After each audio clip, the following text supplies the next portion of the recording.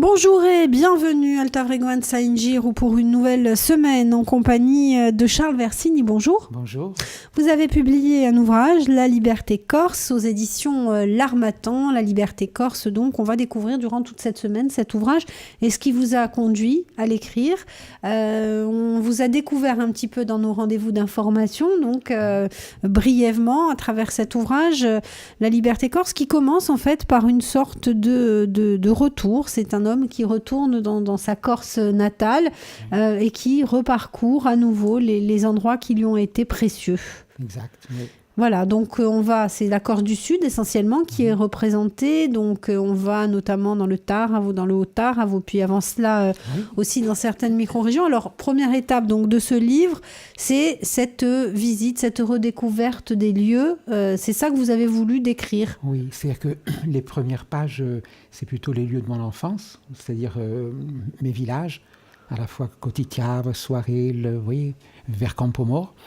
Et puis ensuite, donc là c'est précis parce que ça remonte le temps à la fois dans l'enfance et puis ça fait référence à la famille et au vécu ancien, justement pour donner des ailes pour ensuite prendre une autre direction.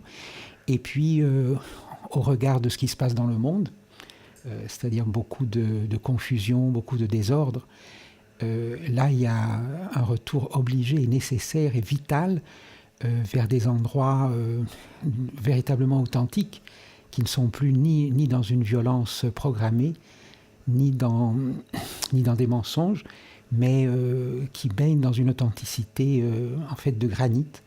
Et ce granit, j'ai dû le chercher un peu plus loin, un peu plus haut que de mes villages, encore que je sois également de Zévaco, mais donc le canton de Tigre, mais on monte encore plus haut, et là il y a encore des verrous qui sautent, puisque bon, il y a à la fois l'insularité, après il y a le col Saint-Georges, après il y a le col du Haut-Taravo, après on continue, il y a un dernier passage vers Zicavo, et puis après on monte jusque vers Saint-Pierre, et après encore le Couchonne. Donc il y a beaucoup de portes comme ça, qui à la fois préservent cet esprit authentique. Alors évidemment, de nos jours, on peut le survoler en hélicoptère, mais évidemment, l'esprit authentique demeure, même avec un hélicoptère au-dessus de la tête. Exactement, donc cette première étape, ces villages que vous retrouvez, c'est pas un ouvrage autobiographique, bien que... Non, c'est-à-dire que c'est à la fois autobiographique, mais les Corses se retrouveront à l'intérieur, parce que bon, il est parlé d'un village, mais comme on dit en latin, à l'aide d'un seul, connaît-les tous. Donc par exemple, Soirel ou Zicavo peuvent être transplantés à Santa Lucia di Tadda ou même à Campagne, dans le Castaniche. D'autres, chacun peut se retrouver à travers cet ouvrage. Et c'est un peu le but de cet ouvrage aussi. C'est juste parce que bon, à partir justement d'un village, c'est-à-dire à partir de l'intime et de la solitude, on peut s'étendre vers autre chose. Et ce Couchonne, justement, fait, si vous voulez, élargit l'esprit de l'individuel pour atteindre une Corse beaucoup plus collective. Et d'ailleurs, je pensais en écrivant également à un auteur qui s'appelle Gaston Vuillier, vous voyez, qui est venu dans le Couchonne en 1890. Et c'est un livre remarquable que j'invite à lire, parce qu'il est magnifique. Et il parle justement dans le Couchonne de ce silence mystique qui y règne, vous voyez.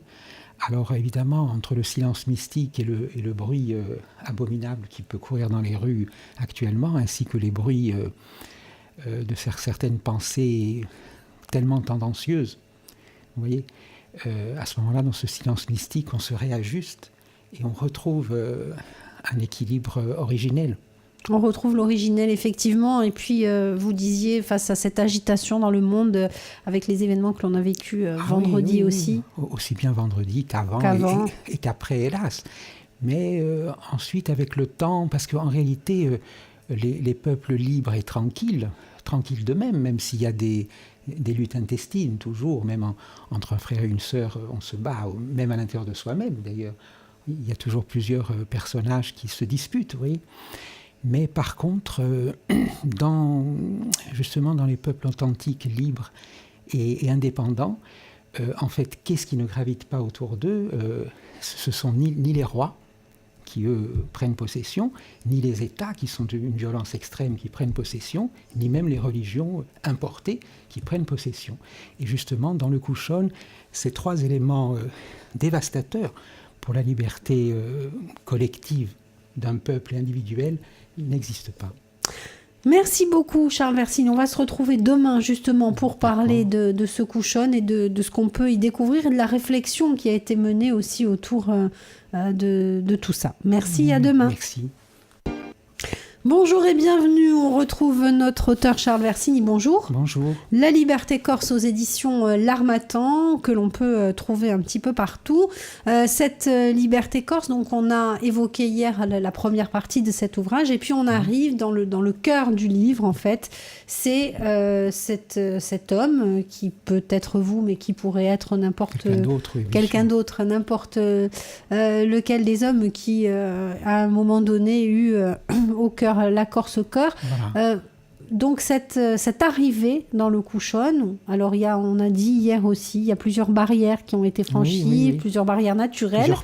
Plusieurs portes, plusieurs verrous qui ont sauté sur ces portes. Et donc on arrive dans cet endroit qui est à la fois donc, un endroit...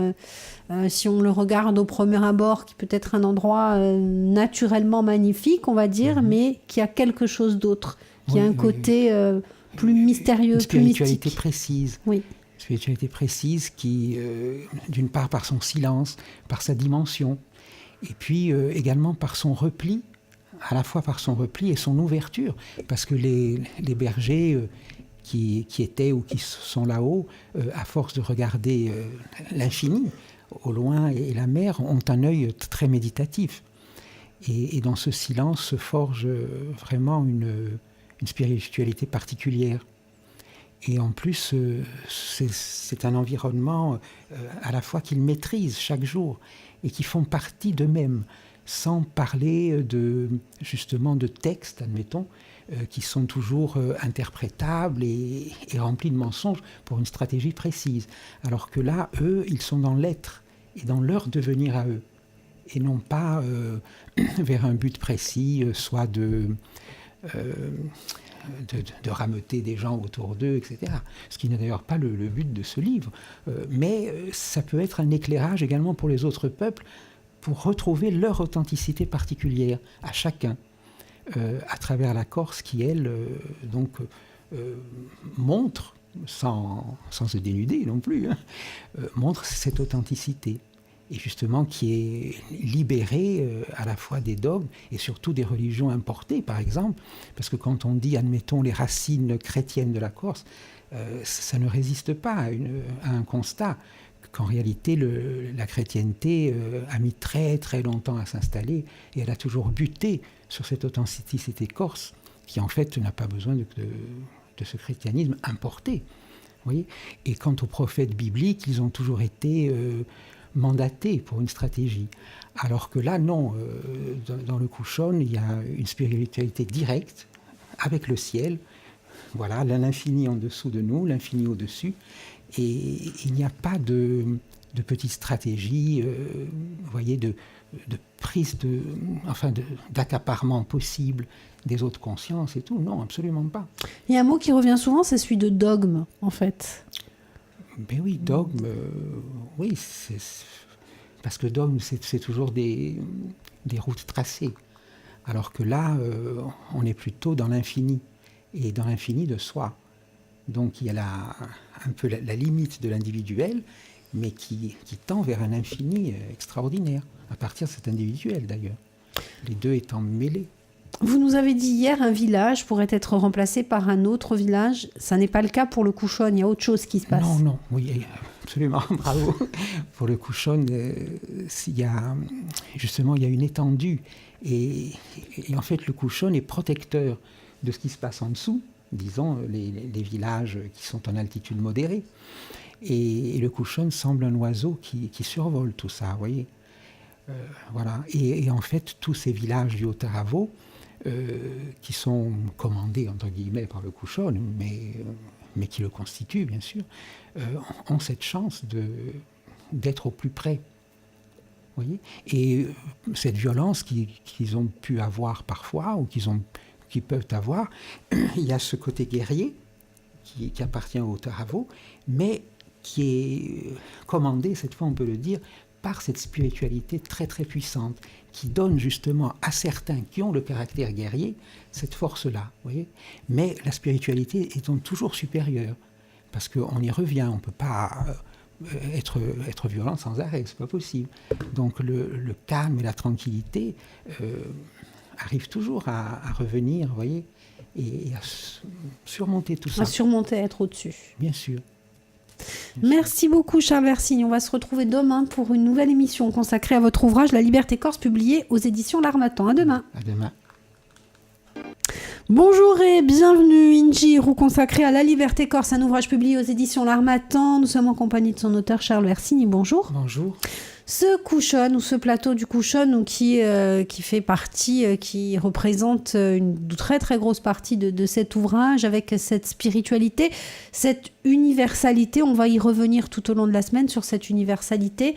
Mais quand est-ce que vous vous êtes rendu compte en fait de ce que représentait le couchon au-delà du lieu physique que l'on connaît? Mais dès mon plus jeune âge, enfin mon plus jeune âge, non, parce que je ne suis pas né dans le couchon. Je suis né à Ajaccio, puis après dans les villages proches, enfin bref. Mais dans le couchon, j'ai eu l'opportunité d'y aller avec un ami que j'avais rencontré à Paris. Et donc lui avait 25 ans, moi j'avais 20 ans. Et il m'a ouvert les portes de cet endroit auquel j'appartenais, par Zévaco quand même. Hein. Et donc on est monté là-haut, et moi par la suite je l'ai largement dépassé, parce que je montais dans le couchon, passais des nuits entières tout seul, vous voyez. Je dormais dans les bergeries, mais seul, et parfois j'étais seul, vous voyez, dans les refuges. Et donc j'ai senti qu'il y avait une force très très particulière et très puissante, qui m'a toujours aidé dans ma vie d'ailleurs, même quand j'étais à l'étranger, en voyage, etc. Je le portais en moi, vous voyez. Et ensuite, vu les possibilités que j'avais d'écrire, je voulais à tout prix rendre hommage et remercier ce couchon qui m'a tant donné, et qui me donne encore, puisqu'il est vraiment à l'intérieur de moi, vous voyez. On a l'impression que ce livre, vous ne l'avez pas écrit tout seul. J'ai envie de dire que vous avez été habité par ce couchon aussi, alors sans aller peut-être dans trop de... mais qu'on vous a aussi guidé, que ce couchon vous a guidé. Oui, bien sûr. Et puis le couchon également, non seulement cet ami, mais également mon père qui est très versé dans la Corse, etc. Vous voyez. Et puis cette volonté aussi de porter une réponse à ce monde quelquefois terrifiant qui est autour de nous. Je parle de l'international, vous voyez. Et ces mensonges que l'on peut, qui gravitent autour du quotidien des gens. Et là, donc, ce besoin de sa propre vérité. Voilà, c'est pour ça aussi que vous avez eu besoin de coucher ça sur le papier. Ah oui, bien sûr. Pour que j'espère porter un message comme ça. Vous voyez ? Il y a deux versants sur le couchon. Il y a le versant Taravo, puis le versant Altaro qui est de l'autre côté. Est-ce que ce sont les mêmes impressions? Est-ce que ou c'est vraiment sur le versant Taravo? Bon, c'est plutôt le versant Taravo. Oui, c'est juste. Parce que il y a une solitude plus grande, les forêts sont plus épaisses, il y a moins de sécheresse. Disons qu'il y a davantage de possibilités de se cacher des troubles du monde. Vous voyez ? Et ce rapport toujours direct avec la spiritualité. Ah oui, ça, c'est très prégnant. C'est très prégnant, c'est quelque chose que vous continuez à ressentir. Bien sûr. Mais dès qu'on franchit le col, d'ailleurs, après Frasset, vous voyez, là, on est tout de suite déjà dans le monde du couchon. Même les animaux qui promènent, tout ça, c'est un autre monde qui n'a pas été atteint même par les routes avec les panneaux indicateurs et toutes ces horreurs, quoi. On est dans une respiration vraiment extraordinaire. On va revenir de 2 minutes à ce livre avant de se retrouver demain pour parler de son contenu. La publication aux éditions L'Harmattan. Oui, L'Harmattan, parce que L'Harmattan, il fait les 5 continents, vous voyez. Donc il n'y a pas de censure particulière et heureusement on peut, ils sont encore à même d'écouter l'esprit soit d'un homme, soit d'un peuple, soit d'un pays, soit d'une terre. Alors que ce livre n'aurait jamais pu paraître chez Gallimard, où là il y a une censure vraiment féroce et une loupe sur les écrits. Donc c'était absolument impossible. Ce qui d'ailleurs ne signifie rien sur la qualité littéraire du livre, hein, parce que vous voyez actuellement les livres qui paraissent chez Gallimard ou autres, Seuil, les trois grands, ils sont parfaitement émasculés depuis 1945. Donc ce livre aurait été impossible chez eux. Une loupe, ça veut dire qu'il pourrait être gênant dans son contenu quelque part ? Il pourrait être gênant c'est-à-dire que si on le traduit avec les termes de 2015, les termes actuels, à ce moment-là, on tombe tout de suite dans les pièges qui sont tendus, c'est-à-dire les étiquettes politiques, vous voyez, ou le anti. Tiens, ce livre est anti-ceci, anti-cela. Alors qu'en réalité, dans l'être, non. C'est comme si vous voyez un mouflon et vous dites, tiens, il est de tel bord politique. Non. En fait, il est lui-même. Et à partir de cet être et de ce devenir personnel, c'est sa vie, vous voyez. C'est sa vie, son authenticité, son miroir à lui.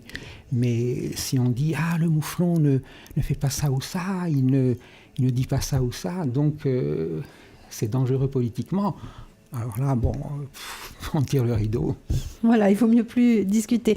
Merci beaucoup Charles Versigne. On va se retrouver demain pour parler à nouveau de votre ouvrage. À demain. Merci. Bonjour et bienvenue, Charles Versigne est notre invité, La Liberté Corse aux éditions L'Harmattan. Bonjour. Bonjour. On est ravis de vous accueillir cette semaine pour parler de cet ouvrage, La Liberté Corse. Alors, la Corse au sein, on l'a bien découvert au fur et à mesure qu'on lit votre livre, en fait, au sein d'une sorte d'universalité, au-delà même de l'international, on va dire. Oui, très juste, oui, c'est vrai. C'est-à-dire qu'en réalité, sur la Terre, il se passe des choses, mais dans la conscience profonde et dans les choses célestes, il y a autre chose, il y a d'autres paramètres, voyez, d'autres lois. Parce qu'il y a des lois comme ça, il y a aussi des lois magiques. Et en fait, justement, dans la véritable Corse, nous avons nos lectures personnelles et en fait, tout vit, tout se traduit. À la fois le chant de l'oiseau, telle chose qui indique peut-être la neige prochaine, etc. Vous voyez, et on traduit, on n'a pas besoin, si vous voulez, de textes étrangers, religieux ou autres, pour traduire notre monde à nous. Oui, et c'est important de le préciser parce qu'il y a cette différence entre loi céleste et religion. Ça veut dire qu'il y a cette spiritualité, il y a ce rapport à autre chose que la réalité physique dans laquelle nous vivons et quel que soit le pays, mais ça n'est pas forcément et ça n'est pas spécialement même de la religion qui vient en quelque sorte se greffer de manière étrangère. Et d'ailleurs, d'où les rejets, parce qu'un organe greffé, ça tient toujours moins bien qu'un organe naturel, vous voyez. Et en fait, notre religion à nous, ce qui nous relie au ciel, c'est nos parents qui nous l'ont transmise depuis 3 ou 4 000 ans, ou bien plus, des milliers d'années. Donc, les religions importées ne font que entraver notre être. Vous voyez ? Et donc, la Corse n'a pas besoin des on-dit du Proche-Orient. Voilà, c'est dit. C'est dit. En tout cas, les religions importées, mais par exemple la Corse par rapport à la chrétienté notamment, il y a beaucoup de rapports avec cette chrétienté, la Vierge Marie, donc il y a beaucoup cet attachement de la Corse à travers tous ces... Oui, mais cet attachement a été forgé petit à petit, à la fois par les missionnaires et autres c'est une longue greffe. Mais en réalité... lorsqu'on est vraiment dans les montagnes, cette greffe tombe d'elle-même comme une peau de trop, vous voyez. Et en réalité, on retrouve son être propre, sans clé étrangère. Mais est-ce qu'on ne se sent pas déraciné en même temps en enlevant cette peau. Non, plutôt quand la peau tombe. Quand la peau tombe. Non, au contraire, non. On se retrouve. On se retrouve, oui, parce qu'on sait qu'il n'y a pas de mensonge particulier. C'est-à-dire quand on respire, par exemple, quand on respire, inspire, expire, il n'y a pas de calcul. On ne va pas vers quelque chose. On est directement, vous voyez. Alors que dans les religions monothéistes, c'est vraiment tu iras là et tu iras là. Vous voyez, c'est des impositions atroces, en fait, pour l'être, pour la liberté. C'est ce que vous avez... D'où le terme la liberté corse. La liberté corse. Mais qui pourrait être la liberté universelle aussi. On a pris cet exemple-là. Oui. C'est un tremplin. C'est un tremplin. Bon, maintenant, chaque lecteur en fera ce qu'il veut, parce que c'est un livre particulier.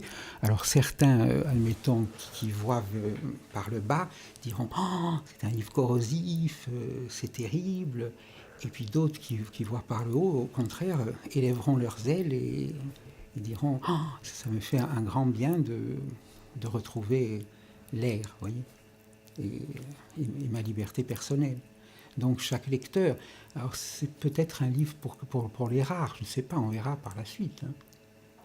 Eh bien écoutez, merci beaucoup Charles Versine. On va se retrouver demain pour notre dernière émission de la semaine. D'accord. Et puis on va parler justement de votre travail d'écriture. Comment est-ce qu'il s'est déroulé ce travail d'écriture? D'accord. À demain. À demain. Bonjour et bienvenue, dernier rendez-vous de la semaine. Charles Versini est notre invité pour son livre La Liberté Corse aux éditions L'Harmattan. Bonjour. Bonjour. On va parler de ce travail d'écriture que vous avez réalisé. Comment ça s'est passé? Vous avez dû aller chercher au fond de vous-même tout ça pour, et vous peut-être vous absoudre aussi de toute cette société dans laquelle malgré tout vous vivez. C'est juste, oui. Bon, il faut dire que ce livre vient après un autre livre beaucoup plus épais que j'ai écrit et dont Jacques Renucci d'ailleurs m'a fait la préface. C'est pour ça que je lui ai dédié ce livre. Jacques Renucci, qui est également du Haut-Aravo, puisqu'il est de Chamanach, et une autre moitié de Bastille. Juste, il faut franchir quelques petits morceaux de montagne, c'est tout. Voilà. Et donc, le travail d'écriture, je dois quand même préciser qu'en parlant de l'oralité, vous voyez, moi, j'arrive comme ça, comme si je descendais d'une montagne, en fait. Hein. Et c'est pour ça que mon langage, il est à la fois pensé de manière naturelle, mais s'il bute parfois, c'est que justement, je ne suis pas, par exemple, un homme politique qui récite une recette de cuisine, vous voyez. Donc, évidemment, il y a des hauts et des bas, voilà, pour vous dire. Hein. Mais c'est une réflexion importante, quand même. Exactement. Quand on entend les hommes politiques, il n'y a pas une faute, il n'y a pas une erreur, et on sent même qu'il n'y a pas une réflexion qui arrive à la pensée, parce que tout est déjà prêt comme une flèche qu'on décoche. C'est comme pour certains musiciens, il y a beaucoup de technique, mais ça manque un peu d'émotion. Voilà, enfin, pour vous dire, hein. Bon, bref. Et puis, aussi le côté humble qu'on peut avoir, parce que bon... Nous, on parle de la Corse, mais il y a aussi tellement de choses. C'est difficile à s'adresser aux uns et aux autres. Mais la meilleure manière, c'est d'aller dans l'authenticité, parce que à travers son authenticité personnelle, là, on trouve véritablement l'universel, vous voyez, parce que chacun respire quand même de la même manière. On regarde avec les yeux, etc. Donc il y a des données que l'on retrouve dans l'authenticité, mais pas dans la construction étrangère. Donc votre travail d'écriture, comment ça s'est passé? Combien de temps? Où est-ce que vous l'avez écrit, ce livre? Est-ce que vous êtes monté dans le couchon pour écrire ça? Non, finalement, bon, j'y étais tellement dans le couchon que je l'ai transporté même ailleurs. Et le livre, là, je l'ai écrit au Maroc. J'étais à Marrakech, et là, justement, dans l'exil, ça a été encore plus fort, et le couchon me paraît avec plus de virulence et de précision. Alors que, bon, dans le couchon aussi, j'aurais pu l'écrire, mais là, il y avait un cri de lui vers moi et de moi vers lui, vous voyez. Cette séparation était... il fallait la... peut-être, parce que, bon, l'exil... par exemple, le peuple de l'exil, bon, il y a beaucoup à dire dessus, mais il a quand même puisé sa force, même si c'est une force à prendre avec des pincettes, justement dans son déplacement. parce qu'il aurait été toujours chez lui, peut-être c'est différent. Mais nous, avec notre insularité, justement, on est un monde à soi, une véritable planète, à l'inverse des autres pays qui peuvent passer de l'un à l'autre à pied. Alors que nous, il y a quand même la protection et le verrou de la mer, et ce qui fait qu'on a notre propre planète. Donc, il n'est pas besoin d'exil réel pour pouvoir accoucher quand même à l'intérieur de nous-mêmes, vous voyez. Alors ce livre, donc La liberté corse, aux éditions L'Harmattan, comment est-ce qu'on peut le lire en fait? C'est vrai qu'il y a plusieurs degrés de lecture. Oui. À qui est-ce qu'il est plus particulièrement destiné? C'est-à-dire, moi, je pense que ceux qui sont nés dans le Couchol ou dans le Haut-Taravo auront toutes les clés.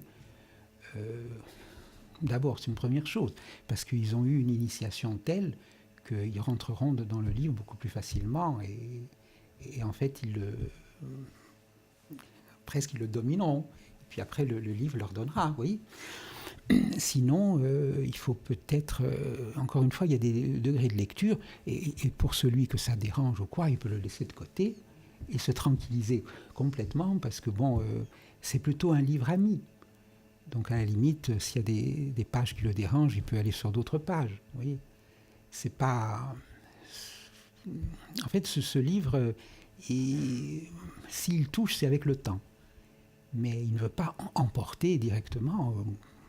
Bien tout emporter sur son passage, au contraire, non. On le prend, on le pose, ça amène à une certaine réflexion. Voilà. Mais il n'y a pas une virulence militante, ni quelque chose de fanatique, parce que vous savez, les partis, les hommes politiques et les fanatismes sont toujours dans le mensonge, parce qu'ils veulent arriver à un but, et alors que dans la philosophie, pour brasser la vérité, il faut monter très haut et voir qu'il y a du rouge, du vert, du jaune, beaucoup de couleurs, mais pas une seule. Donc là encore, pour la lecture, c'est pareil.